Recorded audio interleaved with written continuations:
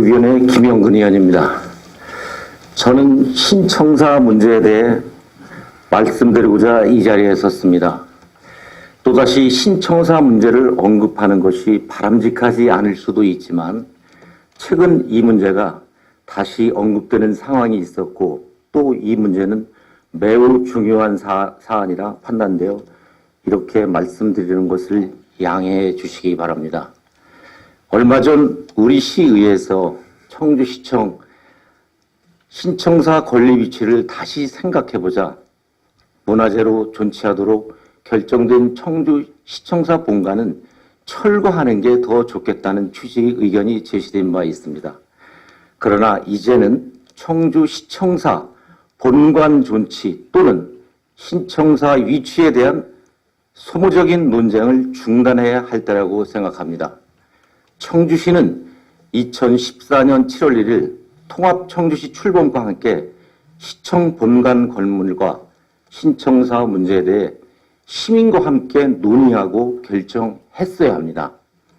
그러나 2015년 민선 6기 전임시장은 신축보다 리모델링에 무게추를 두다가 결국은 신축으로 결정하면서 1년여의 시간을 낭비하였습니다. 그러던 2015년 문화재청에서는 청주시청사 본관에 대해 건립된 지 50년 이상이 된 건물로서 역사성, 예술성, 희소가치 등을 고려할 때 보존 가치가 높은 것으로 판단하여 문화재 등록을 요청하였습니다. 그럼에도 당시 청주시는 이에 대해 아무런 조치를 취하지 않았습니다.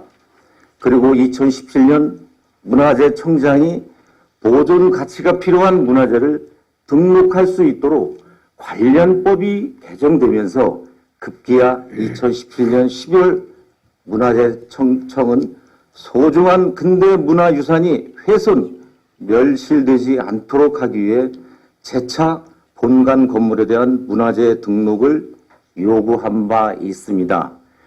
이에 민선 7기 한범덕 시장님은 청주시청사 건립특별위원회는 앞서 나열한 이유를 들어 청주시청사 본관에 대한 존치 결정을 내렸습니다. 이렇게 1년의 절차와 시간을 거쳐 최종 결정된 사항들을 이제 와서 또다시 새롭게 결정하자고 한다면 새로운 결정에 대한 반대 측의 반발 등으로 시민 간의 불화와 사회적 갈등을 조장하는 결과를 가져올 것이 불보듯 뻔한 일입니다. 우리 청주 시민들은 2014년 청주청원이 통합될 시점 청주시를 대표하는 신청사 건립에 큰 희망을 품었습니다. 그러나 오늘까지도 청주시청사 본관 존치와 신청사 위치에 대해 종합적인 결론을 내리지 못한 채로 갈팡질팡한다면 결국 통합청주시 브랜드 이미지 악화와 더불어 시민들의 신뢰만 잃게 될 것입니다. 존경하는 청주 시민 여러분, 그리고 한범덕 시장님, 이제 더 이상 이미 결정된 문제에 대한 소모적 논쟁은 끝내야 합니다. 그리고 하루빨리 현재의 청주시청사 본관을 어떻게 존치하고 시민들을 위해 어떻게 활용할 것인지, 본관을 존치하면서 그 주변으로 어떻게 신청사를 효율적이고 아름답게 배치할 수 있는지에 대해 연구하며 중지를 모아야 합니다. 이를 위해 저는 시장님께 신청사 건립을 위한 시민 주도형 거버넌스 구축을 제안합니다.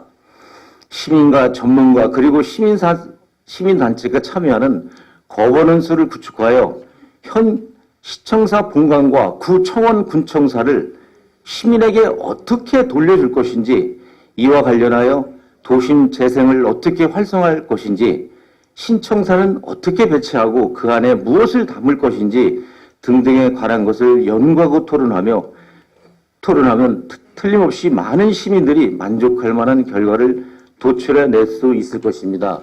저희 복지교육위원회는 김은숙 위원장을 선두로 해서 화면에 보시는 바와 같이 서울 시청사를 비교견학 갔다 왔습니다.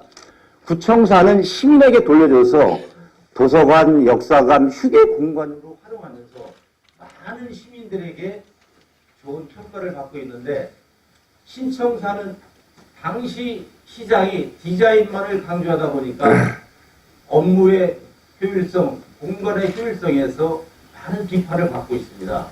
저도 우리 한범덕 시장님이 거버넌스를 구축한다면 의원으로서 이런 경험을 갖고 거버넌스에 참여해서 신청사 건립에 많은 도움이 될 수 있도록 노력하겠습니다.